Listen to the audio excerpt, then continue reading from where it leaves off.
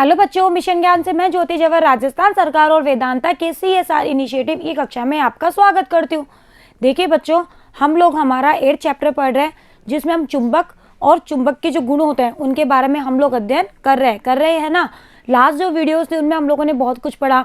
उदासीन बिंदुओं के बारे में जाना, क्षण चुंबक के बारे में जाना, भूचुंबकत्व के बारे में जाना, भूचुंबकत्व के अवयवों के बारे में जाना, विभिन्न चुंबकीय राशियों के बारे में जाना, उनमें रिलेशन मेंटेन किया है ना हम सब ने। आज हम क्या करने वाले हैं, आज हम क्षेत्रीय वक्र के बारे में पढ़ने वाले हैं, यानी कि चुंबकीय क्षेत्रीय वक्र क्या होता है। पहले हम इसके बारे में स्टडी करेंगे। बहुत इंपॉर्टेंट टॉपिक है एग्जाम पर्पज से भी, और यहाँ से छोटे छोटे क्वेश्चन भी बहुत अच्छे से बनते हैं, और बड़े क्वेश्चन के लिए भी ये बहुत इंपॉर्टेंट टॉपिक है। साथ ही फिर हम क्यूरी नियम पढ़ेंगे, ठीक है। क्यूरी नियम और क्यूरी वाइज नियम भी हम आज पढ़ने वाले हैं, ओके। और फिर इसी के साथ ही हमारा जो ये चैप्टर है उसका थ्योरेटिकल पार्ट यहाँ पे एंड हो जाएगा, ओके बच्चों। तो हेडिंग लगाइए, चुंबकीय क्षेत्रीय वक्र और क्यूरी नियम। अब देखो, चुंबकीय जो क्षेत्रीय वक्र है इसे BH वक्र भी कहते हैं और इसको IH वक्र भी कहते हैं। बहुत सारे नाम है इसके, ठीक है। तो BH वक्र भी यही कहलाता है, IH वक्र भी यही कहलाता है और चुंबकीय क्षेत्रीय वक्र भी यही कहलाता है, ओके। सबसे पहले देखो, ये जो वक्र है ना आपको कुछ इस तरह का मिलेगा। आपको ये डायग्राम नजर आ रहा है कुछ इस तरह का, B और H के मध्य, जहाँ ऊपर तो होता है आपका B और ये होता है H। अब B और H क्या होते हैं ये तो आपको अच्छे से पता है ना। क्या होता है B और H? B होता है चुंबकीय क्षेत्र या चुंबकीय प्रेरण भी कह सकते हैं। H क्या होता है? चुंबकन क्षेत्र होता है ना। तो B और H के मध्य जो ग्राफ प्लॉट किया जाता है उसे ही हम BH वक्र कहते हैं। अब देखो, ये वक्र आया कैसे? ये वक्र कुछ भी नहीं है। आप लोगों ने परिनलिका पढ़ी है। हम लोगों ने लास्ट जो चैप्टर था उसमें परिनलिका के बारे में बहुत अच्छे से पढ़ा। क्या पढ़ा? कि एक खोखला सा पाइप होता है, ठीक है, जिस पर विद्युत रोधी तांबे के तार लिपटे हुए रहते हैं, और जब इसमें धारा प्रवाहित करते हैं तो इसके अंदर चुंबकीय क्षेत्र जनरेट होता है ना। तो अब हम क्या कर रहे हैं कि परिनलिका बना ली हमने, ठीक है, और इस परिनलिका में हमने धारा प्रवाहित करी। हमने जब इसमें I एम्पेयर की धारा प्रवाहित करी तो इसके अंदर जो क्षेत्र जनरेट हुआ उसको मैंने कहा H, ठीक है। अब इस परिनलिका का जो यूज़ है वो हम कहाँ करेंगे? जैसे हमें किसी अचुंबकित पदार्थ है, ठीक है, जैसे लोह चुंबकीय पदार्थ है, उसको हमें चुंबकित करना है, तो हमने क्या कर दिया, इसके अंदर कोई एक अचुंबकित पदार्थ रख दिया, ठीक है। अभी ये चुंबकित नहीं है, अब हमें इसको चुंबकित करना है। तो हम क्या करेंगे, जब तक इस परिनलिका में हम कोई धारा प्रवाहित नहीं करेंगे तो यहाँ H भी 0 होगा ना, और इसके चुंबकन के कारण कुछ भी B जनरेट नहीं होगा, तो B भी यहाँ पे क्या होगा? 0 होगा नहीं होगा भाई। अभी ये पदार्थ अचुंबकित है क्योंकि हमने इसमें कोई धारा प्रवाहित नहीं करी है, तो ना तो यहाँ पर किसी भी तरीके का H होगा और ना ही यहाँ पे किसी भी तरीके का B होगा। लेकिन जैसे ही हम परिनलिका में धारा प्रवाहित करते हैं तो बताओ इस H के मान में वृद्धि होती है नहीं होती है? आप लोगों को याद हो तो परिनलिका के लिए H निकला था Ni, निकला था नहीं निकला था? याद करिए। जिन बच्चों ने परिनलिका सोलेनॉइड वाली वीडियो नहीं देखी है आप वो वीडियो जरूर देखिए, तभी आपको ये आज की वीडियो समझ में आएगी, क्योंकि हम उसी कॉन्सेप्ट को यहाँ यूज़ कर रहे हैं। तो ये H जनरेट होता है, यानी कि I का मान बढ़ाने पर H का मान बढ़ेगा। जैसे जैसे I बढ़ेगा आपका जो H है वो भी क्या होगा बच्चों? बढ़ेगा ना। यानी कि जैसे जैसे आप धारा का मान बढ़ाते जाओगे चुंबकन क्षेत्र H का मान बढ़ता जाएगा। और फिर आपने यहाँ पर कोई अचुंबकित पदार्थ इसके अंदर रखा हुआ है, जैसे हम लोह चुंबकीय पदार्थ ले लेते हैं, लोह चुंबकीय पदार्थ रखा हुआ है अभी, ठीक है। फिर ये लोह चुंबकीय पदार्थ जैसे जैसे धारा बढ़ेगी तो ये लोह चुंबकीय पदार्थ बताओ चुंबकित होगा नहीं होगा? भाई यहाँ पे H है तो अब इसकी वजह से ये चुंबकित होगा, तो B का मान भी बढ़ने लगेगा, ओके। ये हमारा कॉन्सेप्ट है, ठीक है। यानी कि H का मान बढ़ाकर हम B का मान बढ़ा सकते हैं। और H का मान कैसे बढ़ाएंगे? करंट के मान को बढ़ा के।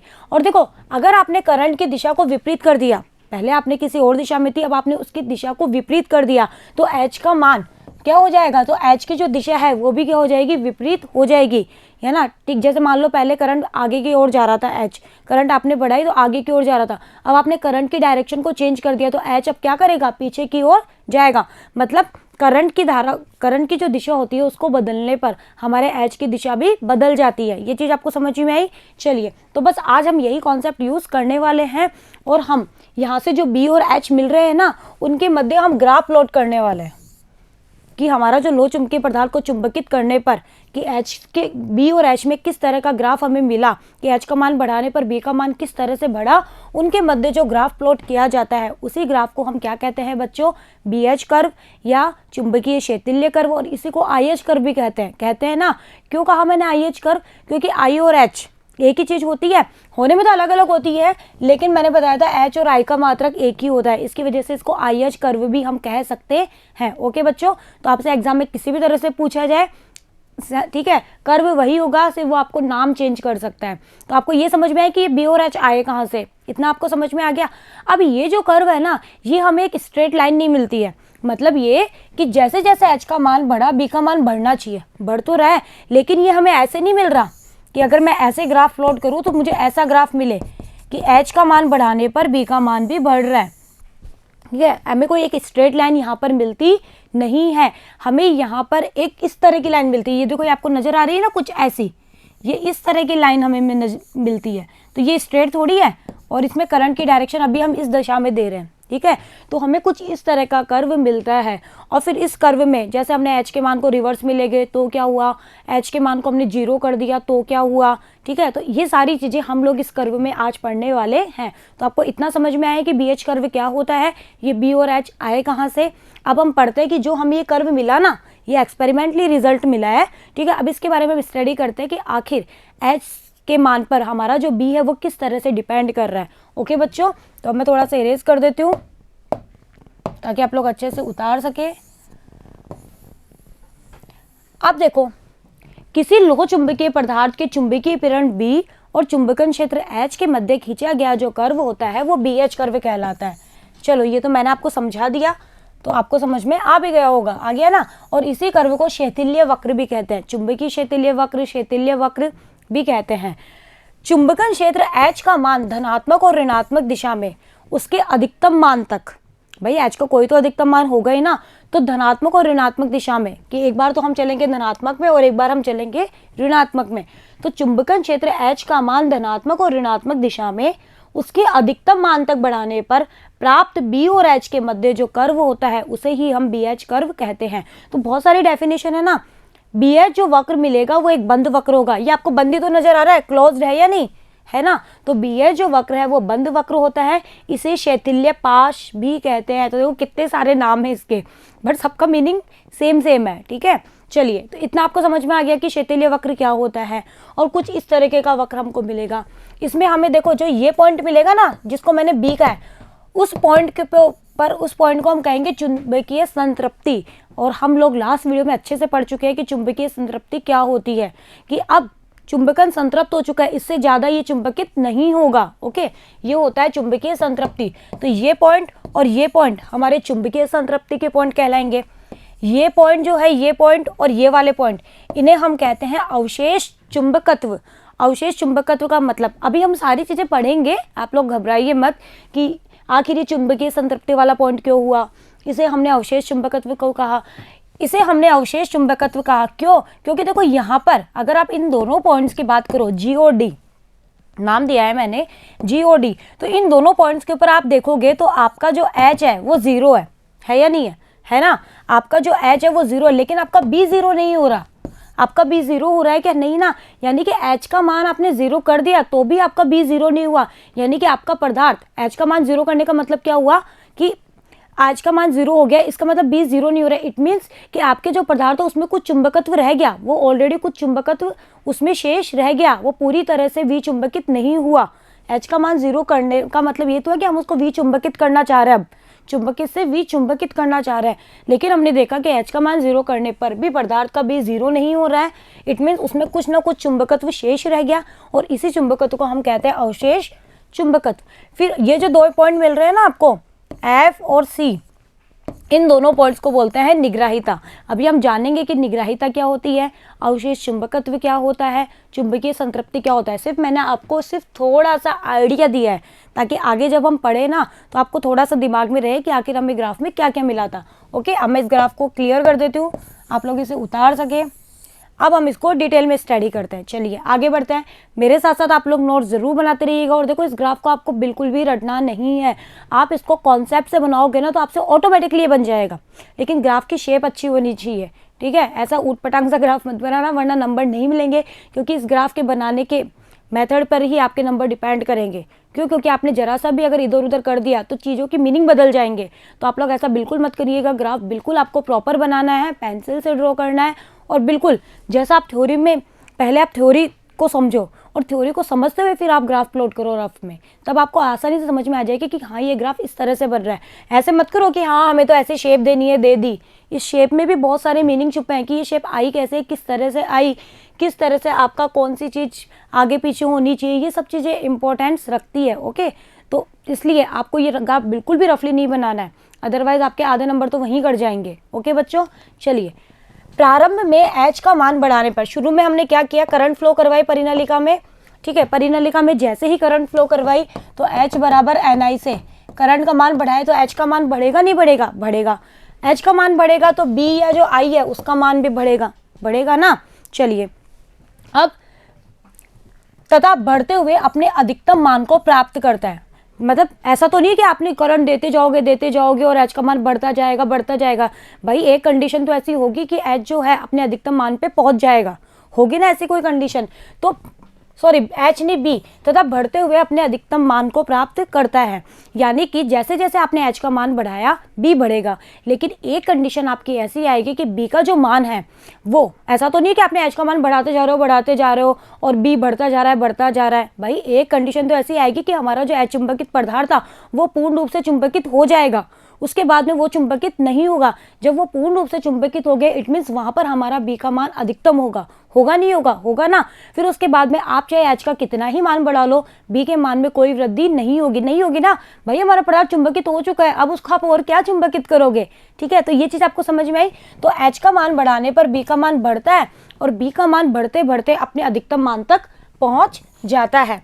इसके पश्चात एच का मान बढ़ाने पर बी के मान में कोई वृद्धि नहीं होती है, क्योंकि अब हमारा पदार्थ पूरी तरह से चुंबकित हो चुका है, तो अब बी के मान में कोई वृद्धि नहीं होगी।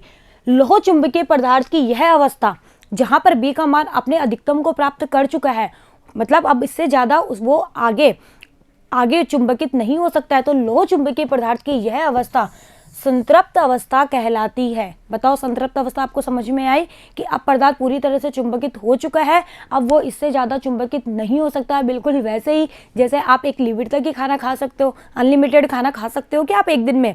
नहीं ना, एक टाइम में, एक दिन में तो छोड़ो, एक टाइम में भी आप लिमिट तक ही खाना खा सकते हो। उसके बाद तो ऐसा लगता है ना कि अब नहीं, बस। बिल्कुल यही चीज़ यहाँ होती है बी के साथ में कि अब नहीं, बस, अब इतना हो चुका है। तो इसी चीज को हम क्या कहते हैं बच्चों? चुंबकीय संतृप्ति कहते हैं। तो बी संतृप्त बिंदु कहलाता है। तो चलिए बी पर कि आपने यहाँ से शुरू किया, जब एच और बी दोनों जीरो थे, आपने करंट फ्लो करवाई तो एच का मान बढ़ा तो बी का मान भी बढ़ा, बढ़ते बी पहुंच गया अपने मैक्सिमम वैल्यू तक। बस इसके बाद में आप एच का मान कितना ही बढ़ा लो, बी का मान नहीं बढ़ेगा, क्योंकि हमारा जो लोह चुंबकीय पदार्थ वो पूरी तरह से संतृप्त हो चुका है। इसीलिए इस बिंदु को हम क्या कहते हैं? चुंबकीय संतृप्ति। और यह अवस्था क्या कहलाती है? चुंबकीय संतृप्ति अवस्था कहलाती है। आया समझ में? चलिए, और आपको ये कोई स्ट्रेट लाइन नहीं मिलेगी, ये ऐसे मिलेगी। ओके, आप ऐसे मत समझिएगा स्ट्रेट लाइन ऐसे जा रहा है, नहीं, ये आपको एक कर्व शेप में मिलेगा इस तरह से। तो आप लोग इस चीज को ध्यान रखना, ऐसा भी नहीं, कुछ ऐसा कर्व मिलेगा। ठीक है, तो आप लोग बुक में जरूर देख लेना इस ग्राफ को। अगर आपको यहाँ से क्लियर दिखाई नहीं भी दे तो बुक से जरूर इस ग्राफ को देख लेना कि किस तरह से बन रहा है। ओके, मैं तो यहाँ रफली ड्रॉ कर रही हूँ, लेकिन आप लोग देख जरूर लेना और बुक से क्रॉस चेक भी जरूर कर लेना। तो यहाँ तक समझ में आया कि ये ग्राफ कैसे मिला। चलिए, अब बी जो है ना वो संतृप्ति तक पहुंच चुका है। अब आप एच का मान कितना भी बढ़ा लो, बी नहीं बढ़ेगा। चलिए, यहां तक हम पहुंच चुके हैं ग्राफ में। अब इसमें आता है पहला पॉइंट, अवशेष चुंबकत्व। इसे कहते हैं धारणशीलता भी कहते हैं। क्या कहते हैं इसको? धारणशीलता। क्या होता है अवशेष चुंबकत्व? लोह चुंबकीय पदार्थ की संतृप्त अवस्था से, भाई संतृप्त हो चुका ना, बी अपने मैक्सिमम तक पहुंच गया, यानी कि संतृप्त वाली कंडीशन आ चुकी है। तो लोह चुंबकीय पदार्थ की संतृप्त अवस्था से चुंबकन क्षेत्र, मान लो चुंबकन क्षेत्र एच का मान घटाते हुए अब हम शून्य कर रहे हैं। अब हमने पदार्थ को चुंबकित कर दिया ना, अब हम क्या कर रहे हैं, H का मान घटा रहे हैं और H के मान को 0 कर रहे हैं। यानी कि हम ये देखना चाह रहे हैं कि H के मान को 0 करने पे जो हमारा लोह चुंबकीय पदार्थ जो चुंबकित हो गया, अब क्या वो विचुंबकित हो जाता है क्या पूरा का पूरा? तो H का मान घटाते हुए शून्य कर देने के पश्चात भी चुंबकीय क्षेत्र B का मान घटते हुए शून्य नहीं हो पाता है। हमने ये देखा कि हम तो ये चाह रहे थे कि हम तो H को 0 कर दे तो B भी 0 पे आ जाए, लेकिन ऐसा नहीं हुआ। हमने देखा कि हमारा H तो 0 हो गया, लेकिन B जो है वो हमारा घट तो रहा है, लेकिन वो 0 पर नहीं पहुंचा। ठीक है, तो B जो है वो शून्य नहीं हो पाता है, अर्थात लोह चुंबकीय पदार्थ में कुछ चुंबकीय गुण शेष रह गया। यानी कि जिस पदार्थ को हमने चुंबकित किया उसके अंदर कुछ ना कुछ चुंबकीय गुण शेष रह गया, और इसी को ही हम कहते हैं अवशेष चुंबकत्व, कि इसके अंदर अब अभी भी कुछ ना कुछ चुंबकत्व बचा हुआ है, भले ही आपने H को 0 कर दिया हो। तो वक्र से स्पष्ट है OG और OD अवशेष चुंबकत्व बिंदु है। चलिए आते हैं ग्राफ पे। ये रहा, देखो अब हमने क्या किया, H के मान को घटाया रिवर्स में, ऐसे तो घटा रहे हैं। तो देखो हम ऐसे चल रहे हैं, पहले हम ऐसे चले अब ऐसे, तो H के मान को घटाई तो रहे हम, ये H इधर तो जा रहा है। ठीक है, तो H के मान को घटाया तो B घट रहा है, घटते घटते H तो 0 हो गया लेकिन B नहीं हुआ। B को यहाँ जाना चाहिए था ना, वापस से इसी पाथ पे आ जाना चाहिए था, लेकिन ऐसा नहीं हुआ। B तो यहाँ से यहाँ चला गया। भाई अगर हमारा B और H अगर एक साथ घटते और एक साथ बढ़ते तो हम ऐसे जाते, जैसे मान लो हम ऐसे गए तो हम इसी पाथ पे वापस लौटते, लेकिन हमने देखा ऐसा नहीं हुआ। हमें अब की बार ग्राफ मिला ऐसा है। ठीक है, या ये हमारी मूल लाइन है, तो हमारा H तो 0 हो गया लेकिन यहाँ पर B 0 नहीं हुआ। तो ये जो OG और ये जो OD बिंदु आपको नजर आ रहे हैं, ये हमारे अवशेष चुंबकत्व वाले बिंदु है। इट मीन्स यहाँ S तो 0 है लेकिन हमारा B 0 नहीं है। इट मीन्स पदार्थ जो है उसमें कुछ ना कुछ चुंबकत्व रह गया है, इसीलिए इन्हें कहते हैं अवशेष चुंबकत्व। समझ में आया आपको? चलिए आगे बढ़ते हैं। चुंबकीय संतृप्ति समझ में आ चुकी, अवशेष चुंबकत्व भी समझ में आ चुका। चलिए अब आते हैं निग्राहिता पे। अब निग्राहिता क्या होती है? निग्राहिता को निग्रह क्षेत्र भी कहते हैं। निग्राहिता को क्या कहते हैं? निग्रह क्षेत्र। अवशेष चुंबकत्व को शून्य। अब हम चाह रहे हैं कि इसके अंदर जो अवशेष चुंबकत्व रह गया ना, हमारे लोह चुंबकीय पदार्थ को हम पूरी तरह से विचुंबकित करना चाह रहे हैं, लेकिन हमने देखा कि H के 0 करने पर तो ये नहीं हुआ ना। तो अवशेष चुंबकत्व को हमें 0 की ओर लेके जाना है, तभी तो विचुंबकित होगा। तो अवशेष चुंबकत्व को शून्य करने के लिए लोह चुंबकीय पदार्थ पर आरोपित चुंबकन क्षेत्र H का मान अब हमने विपरीत दिशा में बढ़ाया, नेगेटिव डायरेक्शन में बढ़ाया। तो नेगेटिव डायरेक्शन में बढ़ाने पर जिससे अवशेष चुंबकत्व घटकर शून्य हो जाता है। अवशेष चुंबकत्व को शून्य करने के लिए लोह चुंबकीय पदार्थ पर आरोपित चुंबकन क्षेत्र H का मान विपरीत दिशा में बढ़ाते हैं, जिससे हमारा जो अवशेष चुंबकत्व है वो शून्य हो जाता है।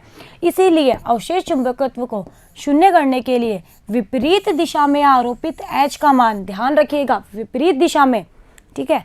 अवशेष चुंबकत्व को शून्य करने के लिए आपने रिवर्स डायरेक्शन में यानी कि विपरीत दिशा में H का मान हमारा निग्राहिता कहलाती है। तो वक्र में OF और OC निग्राहिता बिंदु कहलाते हैं। आइए ग्राफ पे और देखिए क्या है OF और OC। हम यहाँ पे H 0 हुआ लेकिन B 0 नहीं हुआ। अब हमें B को 0 बनाना है, तो अब हमने नेगेटिव डायरेक्शन में H को बढ़ाया। जब हमने नेगेटिव डायरेक्शन में H को बढ़ाया, ये देखो, तो नेगेटिव डायरेक्शन में H को बढ़ने पर एक कंडीशन ऐसी आई कि इस बिंदु F पर जाकर B 0 हो गया ना। और H यहाँ पे नेगेटिव डायरेक्शन में है या नहीं? भाई ये मेरी पॉजिटिव तो ये मेरी नेगेटिव, ऐसा ही तो होगा। ये इसकी पॉजिटिव और ये इसकी नेगेटिव। तो नेगेटिव H का मान जिस बिंदु पर हमारा B 0 हो जाए उसे हम कहते हैं निग्राहिता। H का वह मान विपरीत दिशा में जिस पर मेरा अवशेष चुंबकत्व 0 हो जाए उसे कहते हैं निग्राहिता, और ये बिंदु निग्राही बिंदु कहलाएंगे। सिमिलरली जब हम बैक में वापस आएंगे ना ऐसे, तो ये बिंदु भी निग्राही बिंदु कहलाएगा। आया समझ में कि निग्राहिता क्या हुई? चलिए तो अब हम यहाँ से यहाँ आ गए। इस तरह से हमारा ग्राफ देखो कैसे बन रहा है। यहाँ से पहले यहाँ चले, फिर यहाँ आए, यहाँ आ गए, यहाँ आते मेरा B 0 हो गया।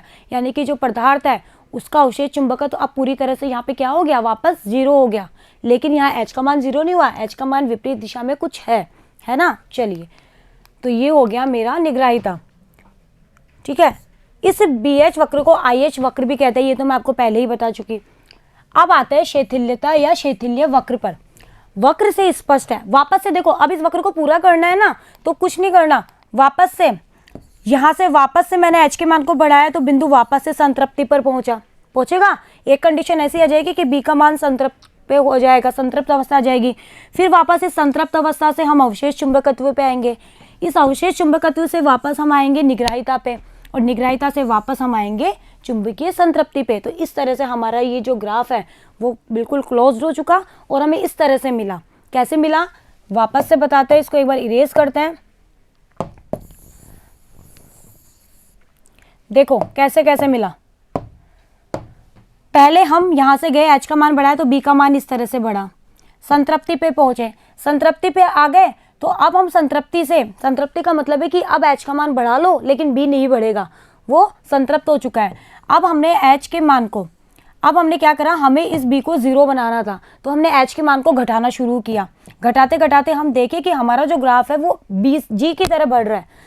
आज तो BO पे वापस आना चाहिए था, पहले O से B किया तो BO पे वापस आना चाहिए था, लेकिन हमें ऐसा नहीं मिला। हमें देखा कि हमारा ग्राफ BG पे मिला, BG पे मिला। इट मीन्स H 0 होने पर भी B 0 नहीं हुआ, इसकी कुछ वैल्यू, ये वैल्यू शेष रह गई। इसी को ही हमने कहा अवशेष चुंबकत्व, और ये है मेरा चुंबकीय संतृप्ति। फिर हम इस अवशेष चुंबकत्व को भी क्या करना चाहते हैं, 0, पदार्थ को वापस विचुंबकित करना चाहते हैं पूर्ण रूप से। तो H के मान को रिवर्स डायरेक्शन में बढ़ा रहे हैं, H के मान को रिवर्स में बढ़ाया तो एक पॉइंट ऐसा मिला F जिस पर मेरा B हो गया 0, लेकिन इस पर H 0 नहीं हुआ, H का विपरीत दिशा में हमें कुछ मान मिल रहा है, ठीक है। और इस बिंदु को हमने क्या कहा, निग्राहिता। फिर वापस से हमने ये यहाँ पर B 0 हो गया, अब इसको वापस से हम क्या करेंगे, चुंबकित करेंगे। चुंबकित करेंगे तो हमने H के मान को बढ़ाया तो वापस E मिला, E को हमने कहा वापस चुंबकीय संतृप्ति, कि इस पॉइंट पे आके अब B कंप्लीट बढ़ चुका है, इससे ज़्यादा नहीं बढ़ेगा, नहीं बढ़ेगा तो फिर इसको हमने वापस विचुंबकित करना स्टार्ट किया। विचुंबकित स्टार्ट करना किया तो वापस देखा कि H के मान को वापस 0 करने पर जो हमारा B का मान है वो 0 नहीं हुआ, वो बिंदु D पर पहुंच गया, यानी कि इसके अंदर कोई ना कोई अवशेष चुंबकत्व रह गया। तो अब हमें इसको 0 बनाना है, तो हमने वापस से H के मान को करा। जब बिंदु हम C पर पहुंचे तो यहाँ पर मेरा B 0 हो गया, लेकिन H का कुछ मान हमें मिला, ठीक है। फिर वापस से यहाँ पर B 0 हो गया, अब पदार्थ को वापस से चुंबकित करेंगे तो बढ़ाएंगे तो वापस बिंदु B पर ही ये पहुंचेगा। तो जहाँ से B पर पहुंचे, और देखो ये क्लोज पाथ बना नहीं बना, और डायरेक्शन कैसे, ऐसे गए, फिर ऐसे गए, फिर ऐसे गए, फिर ऐसे गए और फिर ऐसे गए। ओके बच्चों, तो इस तरह से बना हमारा ये पूरा ग्राफ। तो आपको अभी पूरा ग्राफ अच्छे से समझ में आ गया होगा, ठीक है। चलिए, और इसके अंदर जो टॉपिक थे कि अवशेष चुंबकत्व क्या है ये भी समझ में आ चुका है, निग्राहिता या निग्रह क्षेत्र क्या है ये भी समझ में आ चुका है। अब बात करते हैं शैथिल्यता या शैथिल्य वक्र की। वक्र को देख के, अगर आप वक्र को देखो तो आपको वक्र को देख के ये नजर आएगा कि जो हमारा B है ना वो H से पीछे रहता है, B का जो मान है ना वो H से पीछे, यानी कि B H से पीछे चल रहा है। अगर आप वक्र को देखोगे तो आपको ये नजर आएगा कि आपका जो ग्राफ है वो उसमें B पीछे चल रहा है और H आगे चल रहा है। B हमारा पीछे है और H हमारा क्या है, आगे है। पूरे ग्राफ में आप कहीं भी देख लेना, आपको जो B है वो पीछे चलता हुआ, मतलब B पीछे ही रहेगा और H आगे रहेगा, ठीक है। बच्चों आपको BH वक्र समझ में आया। चलिए एक बार इसको वापस से रिपीट करते हैं थोड़ा सा, क्योंकि बहुत इंपॉर्टेंट है और इसको समझना बहुत ज़रूरी है, ठीक है। आप रटोगे तो आपको इसका कोई भी कॉन्सेप्ट समझ में नहीं आएगा। तो हम यहीं पर इसको ड्रॉ कर लेते हैं, तो बताते हैं हम कि कैसे हमने BH वक्र बनाया। जैसे ये है मेरा B और ये है मेरा H, ओके। इनके मध्य मुझे ग्राफ प्लॉट करना है। मैं रफली डायग्राम बना रही हूँ, ठीक है। आप लोग बुक से अच्छा डायग्राम बनाना, मैं सिर्फ आपको समझाने के पर्पज से बना रही हूँ। शुरू में हमारा H और B दोनों 0 है, करंट का मान बढ़ाया, H बढ़ा तो B भी बढ़ेगा और B बढ़ेगा और B अपने अधिकतम मान तक पहुँच गया। इसके बाद में H का आप कितना ही मान बढ़ा लीजिए, B के मान में कोई वृद्धि नहीं होगी। अभी करंट की डायरेक्शन हम ऐसे दे रहे हैं, ठीक है।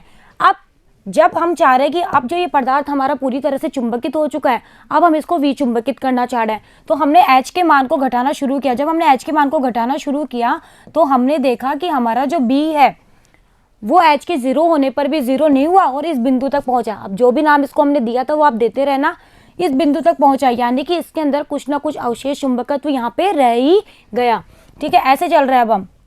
अब इस अवशेष चुंबकत्व को 0 करना चाह रहे हैं। भाई हम तो पदार्थ को पूरी तरह से विचुंबकित ही तो करना चाह रहे हैं कि जो लोह चुंबकीय पदार्थ हमने रखा है वो पूरी तरह से विचुंबकित भी हो जाए। फिर हमने इसको 0 करने के लिए H का मान रिवर्स दिशा में बढ़ाया, तो B का मान मेरा ऐसे एक पॉइंट ऐसा आएगा कि जहाँ B का मान तो 0 हो गया, लेकिन इस पॉइंट पर H का मान 0 नहीं है, H का मान नेगेटिव है, यानी कि विपरीत दिशा में है, ठीक है। वो आप देख लेना शेप कैसी आएगी, मैं सिर्फ आपको रफली यहाँ पे समझा रही हूँ।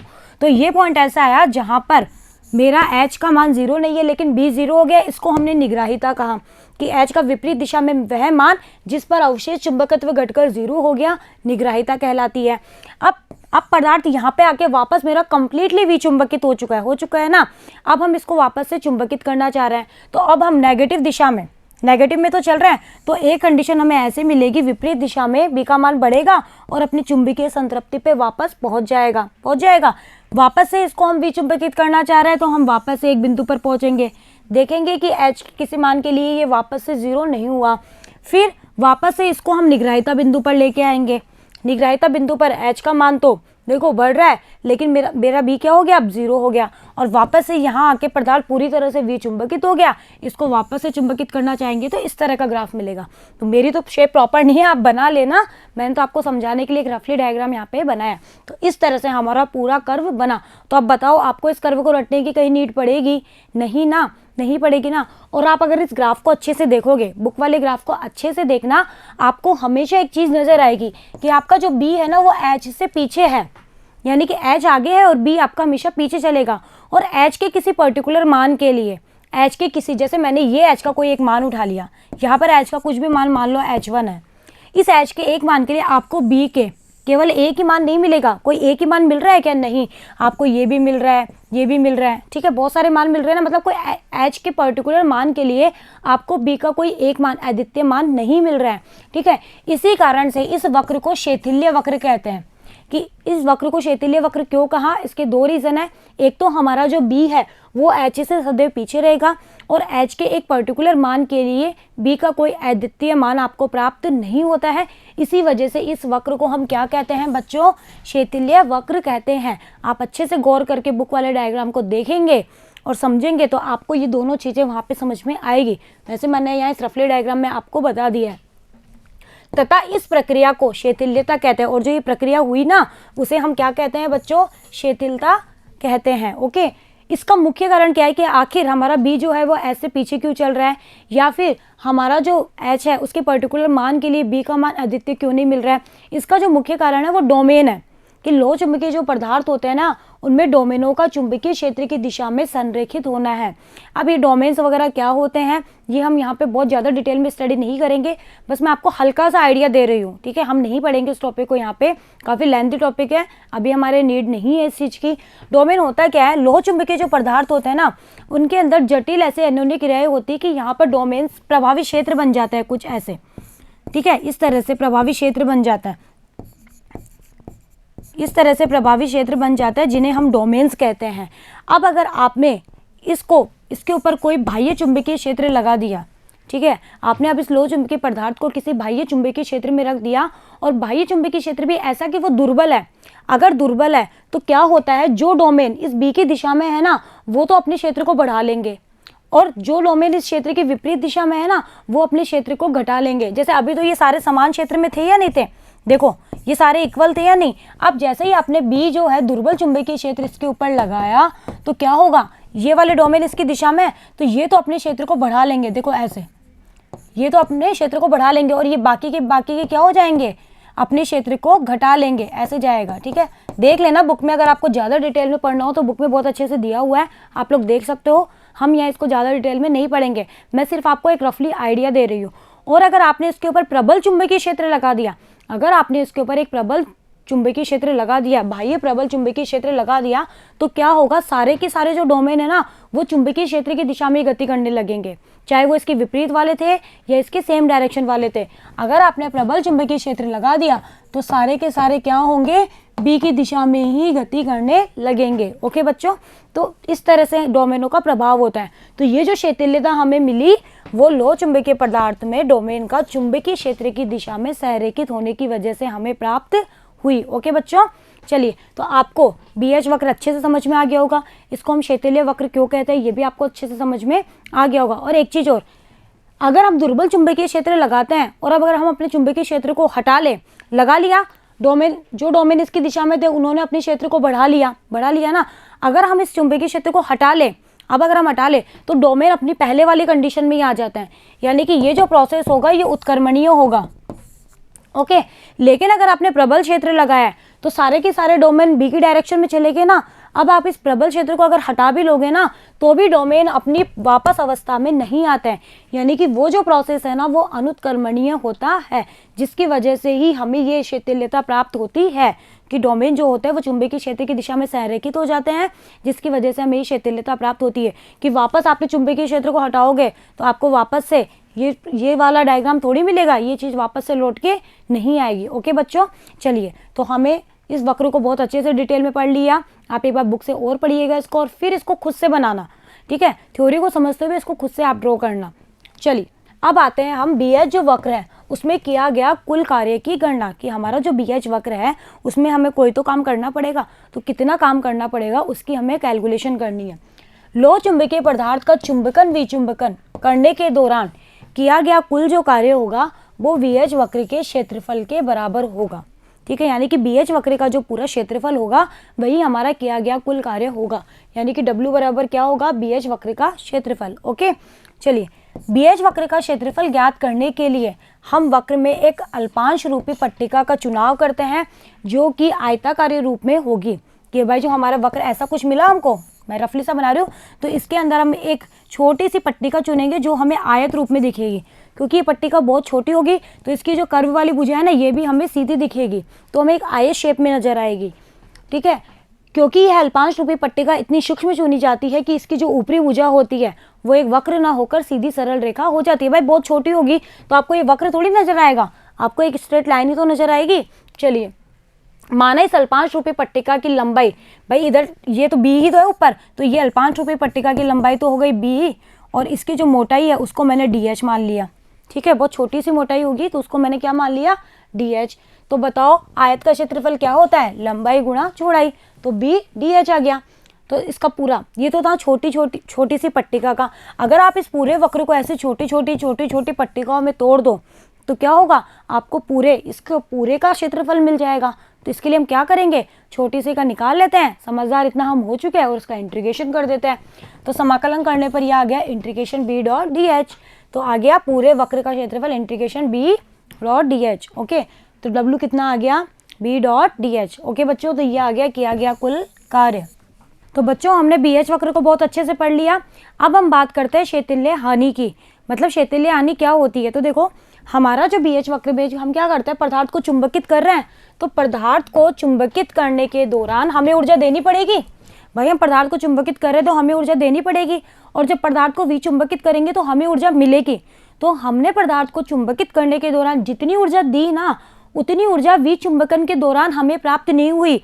भाई अगर जितनी ऊर्जा दी उतनी ही हमें मिल जाती तो ऊर्जा हानि होती क्या, नहीं ना, लेकिन हमें ऊर्जा कम मिलती है, ठीक है, हमने जितनी ऊर्जा दी उससे कम ऊर्जा हमको प्राप्त होती है। इट मीन्स हमारी ऊर्जा का क्या हो गया बच्चों, लॉस हो गया, तो उसे ही हम कहते हैं क्षेत्रफल हानि। पदार्थ के चुंबकन के दौरान हमें जितनी ऊर्जा देनी पड़ती है उतनी विचुंबकन के दौरान हमें प्राप्त नहीं होती है, अर्थात ऊर्जा की हानि हो जाती है, उसे ही हम कहते हैं क्या बच्चों, क्षेत्रफल हानि कहते हैं। ओके, और प्रति सेकंड ऊर्जा हानि, अगर हमें प्रति सेकंड ऊर्जा की हानि निकालनी है तो हमारे पास में एक फॉर्मूला होता है VAN, Q बराबर VAN, यानी कि पदार्थ का आयतन गुणा BH वक्र का क्षेत्रफल गुणा आवर्ती, यानी कि जो हमें ये BH वक्र मिला ना इसका कितना तो क्षेत्रफल है वो, इसमें हमने जो पदार्थ रखा ना उसका कितना आयतन है वो, और आवर्ती कितनी है वो होता है Q, यानी कि ऊर्जा में हानि प्रति सेकंड। इसके आगे प्रति सेकंड और लिख लेना, ये प्रति सेकंड का फॉर्मूला है। ओके, और आपको केवल ऊर्जा हानि निकालनी है तो प्रति सेकंड वाला भाग नीचे आएगा तो वो गुणा हो जाएगा उधर, तो ये ध्यान रखना थोड़ा सा। तो ये होता है मेरा फॉर्मूला VAN। ओके बच्चों, चलिए अब देखो विद्युत चुंबक बनाने के लिए, अगर हमें विद्युत चुंबक बनाना है तो उसके लिए क्या होता है, नरम लोहे की छड़ पर विद्युत रोधी तांबे के तार को समान रूप से लपेट कर विद्युत धारा हम प्रवाहित करते हैं, और ये विद्युत चुंबक है, इसका उपयोग क्या किस चीज़ में किया जाता है, आपके टेलीफोन में ले लो, चाहे आपकी विद्युत घंटी में ले लो, मोटर में ले लो, डायनेमो में ले लो, तार संचरण में ले लो, कोई मिश्रण है जिसमें से आपको लोह पदार्थों को इनको अलग करना है, तो उन सब में हम चुंबक का उपयोग करते हैं। तो कैसे बनाते हैं, अगर आपको विद्युत चुंबक बनाना तो एक नरम लोहे की छड़ ले लो, उस पर विद्युत रोधी तांबे के तार लपेट दो, ठीक है, और उसमें विद्युत धारा प्रवाहित करके हम उससे विद्युत चुंबक बना सकते हैं, जिसका उपयोग हम अपनी डेली लाइफ में करते आ रहे हैं ना। चलिए तो ठीक है, तो यहाँ पर हमारा जो ये BH वक्र है ये कंप्लीट होता है। हमने इसको बहुत अच्छे और डिटेल में पढ़ा।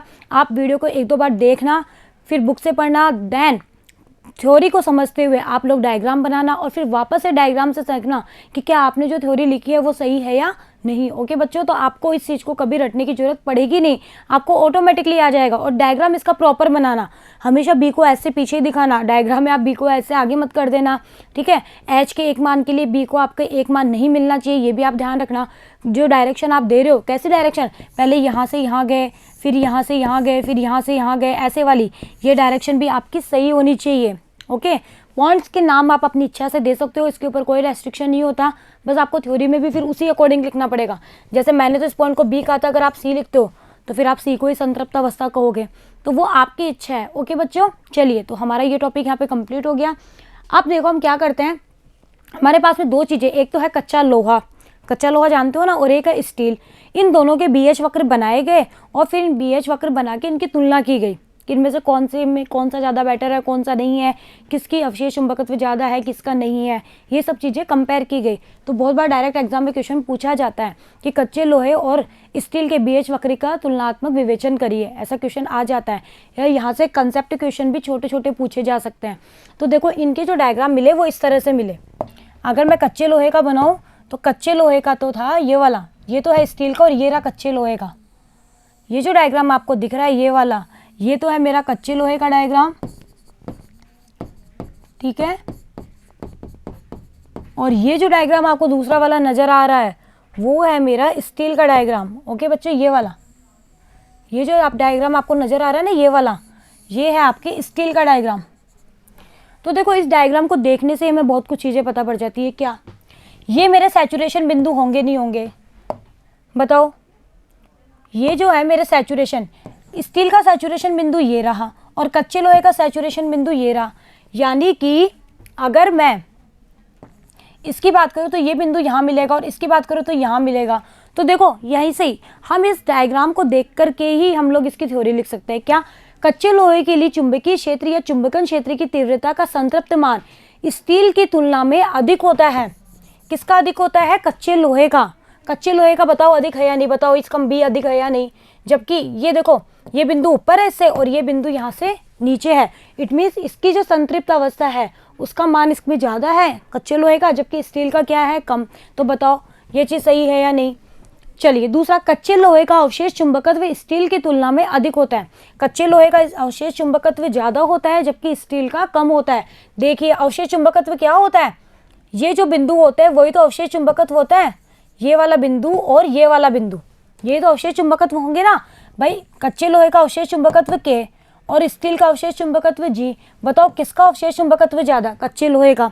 तो कच्चे लोहे का ज़्यादा है और स्टील का मेरा क्या है, कम है। आए समझ में? देखो पहले तो सैचुरेशन बिंदु देखो, सैचुरेशन बिंदु किसका ज़्यादा? कच्चे लोहे की संतृप्त अवस्था का मान ज़्यादा है जबकि स्टील की संतृप्त अवस्था का मान कम है। जी और ए, जी ऊपर है ए नीचे है। फिर हम आए अवशेष चुंबकत्व के, इसका अवशेष चुंबकत्व है के, इसका क्या है एफ, तो एफ नीचे है के ऊपर है। इट मीन्स कच्चे लोहे का अवशेष चुंबकत्व ज़्यादा है जबकि हमारा जो स्टील है उसका जो अवशेष चुंबकत्व है वो क्या है, कम है। ओके चलिए, स्टील की निग्राहिता कच्चे की तुलना में अधिक होती है, यानी कि स्टील की निग्राहिता ज़्यादा है जबकि जो कच्चा लोहा है ना उसकी निग्राहिता कम है। क्या होती है निग्राहिता? ये जो बिंदु होते हैं जहाँ हमारा बी 0 हो जाए वही तो निग्राहिता है। तो इस वाले ग्राफ के लिए तो ई है और इस वाले ग्राफ के लिए ओ है। बताओ किसकी निग्राहिता ज़्यादा? निग्राहिता स्टील की ज़्यादा है। ई पे एच का मान ज़्यादा है ना नेगेटिव दिशा में, जबकि ओ का मान नेगेटिव दिशा में कम है। तो स्टील की निग्राहिता कच्चे लोहे की तुलना में अधिक होती है नहीं होती है? क्योंकि O H greater than O H less than O E, वो आप ग्राफ से भी देख सकते हो और ये सब चीज़ आप ग्राफ से लिख सकते हो। ठीक है, इनको आपको रटने की कहीं कोई नीड नहीं है, बस ये डायग्राम आपको प्रॉपरली बनाना है। ग्राफ से स्पष्ट है कि कच्चे लोहे का चुंबकन विचुंबकन आसानी से किया जा सकता है, कि कच्चे लोहे का जो चुंबकन और विचुंबकन है वो आसानी से आप कर सकते हो। ये मेरे कच्चे लोहे का ग्राफ है, तो इससे बताओ इसका विचुंबकन और चुंबकन आप आसानी से कर सकते हो या नहीं? कर सकते हो ना। चलिए, तो और क्या है, स्टील में BH कर्व का क्षेत्रफल कच्चे लोहे के BH कर्व के क्षेत्रफल की तुलना में अधिक है। किसका ज़्यादा है? स्टील का जो क्षेत्रफल, देखो ग्राफ से दिख रहा है स्टील बड़ा है तो इसका क्षेत्रफल ये देखो ज़्यादा है, जबकि ये तो इतना छोटा सा है तो इसका क्षेत्रफल कम है या नहीं है? चलिए, स्टील की शैथिल्य हानि का मान कच्चे लोहे की तुलना में अधिक होता है। स्टील की शैथिल्य हानि का मान ज़्यादा होगा जबकि कच्चे लोहे का कम, क्योंकि हमारी जो शैथिल्य हानि Q थी पर सेकंड वो VAN थी। अगर A ज़्यादा तो डेफिनेट सी बात है कि Q भी ज़्यादा होगा। तो बताओ A ज़्यादा है या नहीं? स्टील का A ज़्यादा है, एरिया ज़्यादा है, तो इसकी जो शैथिल्य हानि है वो भी क्या होगी? कच्चे लोहे की तुलना में अधिक होगी। स्टील एक स्थायी चुंबक होता है जबकि कच्चा जो लोहा होता है वो अस्थायी चुंबक होता है। आपका जो ये स्टील है ना, ये आपका स्थायी चुंबक है, जबकि हमारा जो ये कच्चा लोहा है ना, ये अस्थायी है। तभी तो इसका विचुंबकन और चुंबकन आसानी से कर सकते हैं। भाई कच्चा लोहा अस्थायी चुंबक है, इट मीन्स इसका चुंबकन और विचुंबकन हम आसानी से कर सकते हैं, जबकि स्टील जो होता है वो हमारा एक स्थायी चुंबक होता है। ओके बच्चों, तो इस तरह से आप लोग दोनों ग्राफ्स को देख के ये थ्योरी लिख सकते हो। मैं ग्राफ को इरेज कर देती हूँ। आपको अगर यहाँ पे कुछ क्लियर समझ में नहीं आए ग्राफ में तो आप बुक से देख लेना, लेकिन ग्राफ प्रॉपर इस तरह से ही बनाना। ग्राफ को बनाने में गलती करोगे तो थ्योरी भी गलत हो जाएगी। ओके, तो अब देखो यहाँ से एग्जाम में क्या क्वेश्चन बन सकता है।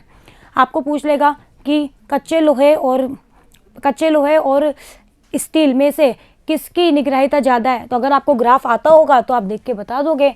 भाई निग्रहिता वाले पॉइंट यही तो हुए, ये देखो। तो बताओ किसका? स्टील की निग्रहिता ज़्यादा है जबकि कच्चे लोहे की कम है।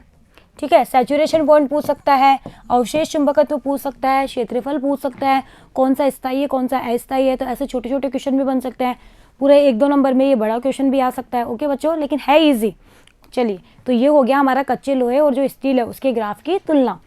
अब आते हैं अब हमारा पूरा जो BH वक्र है ना वो पूरी तरह से कंप्लीट हो चुका है। अब हम आते हैं हमारे क्यूरी नियम पे। हम इसमें आज 2 टॉपिक पढ़ने वाले थे ना, एक तो BH वक्र जो हम पढ़ चुके और एक है हमारा क्यूरी का नियम और क्यूरी वाइस नियम। पहले क्यूरी नियम क्या कहता है वो सुनिए। क्यूरी कहता है कि इस नियम के अनुसार अनुचुंबकीय, इसने सिर्फ अनुचुंबकीय पदार्थ की बात करी कि अनुचुंबकीय, मैंने आप लोगों को याद हो तो 3 तरह के पदार्थ बताए थे, लोह चुंबकीय, प्रतिचुंबकीय और अनुचुंबकीय।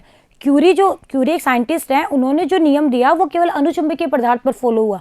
तो इन्होंने ये बताया कि अनुचुंबकीय पदार्थ की जो चुंबकीय प्रवृत्ति होती है ना, चुंबकीय प्रवृत्ति जाइएम, हम लोग लास्ट वीडियो में अच्छे से पढ़ चुके हैं ना। तो चुंबकीय पदार्थ की जो चुंबकीय प्रवृत्ति होती है जाइएम, वो इसके परम्ब ताप के व्यतकर्मानुपाती होती है। यानी कि आप जितना ज़्यादा ताप बढ़ाओगे इसकी चुंबकीय प्रवृत्ति उतनी ही कम होगी, और जितना ज़्यादा ताप घटाओगे उतनी ही इसकी चुंबकीय प्रवृत्ति अधिक होगी। केवल किसकी बात कर रहा है ये? अनुचुंबकीय पदार्थों की, कि अनुचुंबकीय पदार्थों के लिए क्यूरी ने ये नियम दिया, जाइएम प्रोपोर्शनल टू 1/T। अब आपको बहुत अच्छे से पता है कि जब भी समानुपाती को हटाते हैं तो एक कांस्टेंट आता है, उस कांस्टेंट को मैंने नाम दिया कैपिटल C। इसे हम कहेंगे भाई क्यूरी ने ये नियम दिया ना, तो इसको हमने क्यूरी नियतांक कह दिया। तो C क्या है? क्यूरी नियतांक, T है परम ताप, और जाइएम क्या है? चुंबकीय प्रवृत्ति। लेकिन किसकी? अनुचुंबकीय पदार्थों की। ओके, तो ये तो था क्यूरी नियम, लेकिन ये जो नियम था वो केवल अनुचुंबकीय पदार्थों पर लगा। ठीक है, केवल अनुचुंबकीय जो पदार्थ थे वो ही क्यूरी नियम को फॉलो कर रहे थे। अतः क्यूरी वाइस ने इस नियम को संशोधित किया कि जाइएम प्रोपोर्शनल टू 1/T है ना, जो क्यूरी ने दिया था, इस नियम को क्यूरी वाइस अलग साइंटिस्ट थे, इन्होंने इस नियम में थोड़ा सा संशोधन किया। क्या संशोधन किया? इन्होंने ये कहा कि इस नियम के अनुसार लोह चुंबकीय पदार्थ की चुंबकीय जो प्रवृत्ति होती है, इस नियम के अनुसार लोह चुंबकीय पदार्थ की चुंबकीय जो प्रवृत्ति होती है वो उसके परम ताप और क्यूरी ताप के अंतर के व्यतकर्मानुपाती होती है। इन्होंने कहा कि इस नियम को थोड़ा सा करेक्ट कर दो, आप T की जगह क्या लिख दो? T - TC बस। जाइएम proportional to 1/Tm T - TC। ठीक है, इस तरह से लिखेंगे जाइएम बराबर, तो फिर समानुपाती को उठाएंगे तो C आएगा, तो C/T - TC। TC क्या है? TC है मेरा क्यूरी ताप, ठीक है, और T क्या है? परम ताप। C है क्यूरी नियतांक और जाइएम है चुंबकीय प्रवृत्ति। तो क्यूरी वाइस ने क्या बताया कि लोह चुंबकीय जो पदार्थ होती है उनकी चुंबकीय प्रवृत्ति हमारा जो परम ताप होता है वो और जो क्यूरी ताप होता है वो इनके अंतर के व्यतकर्मानुपाती होती है। तो ये आ गया मेरा क्यूरी वाइस का नियम। तो यहाँ से आपके न्यूमेरिकल पोर्शन वाले अच्छा कवर हो सकता है, आपको कुछ भी दे देगा और कुछ भी आपको पूछ सकता है। ओके बच्चों, तो आप लोग थोड़ा ध्यान रखिएगा। देखो, अगर आपका क्यूरी का जो तापमान, क्यूरी ताप जो है TC वो है, तो लोह चुंबकीय पदार्थ होगा, और लोह चुंबकीय पदार्थ जो होते हैं क्यूरी ताप के बाद में अनुचुंबकीय पदार्थों में बदल जाते हैं। मतलब ये कि वह ताप जिसके पश्चात ताप का मान बढ़ाने पर लोह चुंबकीय पदार्थ अनुचुंबकीय पदार्थों में बदल जाते हैं, उसे ही हम कहते हैं क्यूरी ताप। क्यूरी ताप क्या हुआ कि क्यूरी ताप के नीचे तो आपका पदार्थ लोह चुंबकीय रहेगा, और जैसे ही आप क्यूरी ताप के ऊपर पहुंच गए, आपका जो पदार्थ है वो अनुचुंबकीय में बदल जाएगा। तो वह ताप जिस पर ताप का मान बढ़ाने पर लोह चुंबकीय पदार्थ अनुचुंबकीय पदार्थ में बदल जाता है, वह ताप हमारा क्या कहलाता है बच्चों? क्यूरी ताप। और इसको T क्यूरी ताप से डिनोट करते हैं। ओके, तो ये हो गया क्यूरी ताप। और क्यूरी नियतांक, जो क्यूरी नियतांक है ना C, उसका जो मात्रक होता है वो केल्विन होता है। क्या होता है बच्चों? क्यूरी नियतांक का जो मात्रक होता है वो केल्विन होता है। तो आप लोग ध्यान में रखिएगा। और क्यूरी ताप क्या होता है ये भी आप ध्यान में रखिएगा। क्यूरी नियम और क्यूरी वाइस नियम। अब आप अपनी बुक के क्वेश्चन करना, बहुत इजी क्वेश्चन है, आप लोग करके देखना, बिल्कुल इजी इसके ऊपर बेस्ड बहुत ही इजी क्वेश्चन है। आप लोग करेंगे तो इजीली आपसे सॉल्व हो जाएंगे। बाकी जब हम न्यूमेरिकल पोर्शन करेंगे तब हम इससे रिलेटेड एक क्वेश्चन वहाँ पे जरूर करेंगे। ओके बच्चों, तो इसी के साथ ही आपका जो ये 8th चैप्टर है वो कंप्लीट होता है।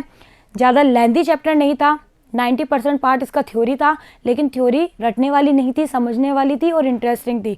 तो आप लोग थ्योरी को अच्छे से समझिएगा, चीज़ों के कॉन्सेप्ट पे जाइएगा, उसको रटिएगा मत, क्योंकि अगर आगे आप कंपटीशन फाइट करना चाहते हो तो आप अपने रटने की आपकी जो मेंटेलिटी है कि रट की चीज़ें याद हो जाती है, उसको छोड़ के चीज़ों को समझना शुरू करिए और उस पर न्यूमेरिकल अगर बनते हैं तो न्यूमेरिकल की प्रैक्टिस करिए। जहाँ से जो क्वेश्चन आपको मिले ना, आप वो क्वेश्चन सॉल्व करिए।